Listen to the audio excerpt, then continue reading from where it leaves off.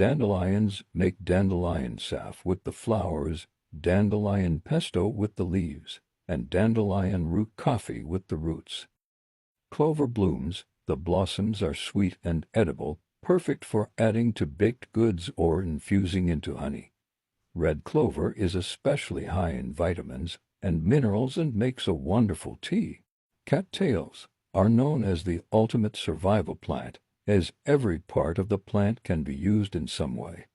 The young shoots that come up in the spring are the tastiest part, resembling the flavor of a cucumber, and can be eaten raw.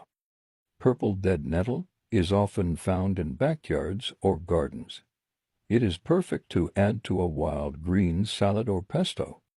Stinging nettle is a superfood that is packed full of vitamins and minerals. Cooking the plant will dispel its sting. Make sure to wear gloves when picking, hence the name. Fiddleheads of the ostrich fern are the most popular for foraging, as they are the tastiest.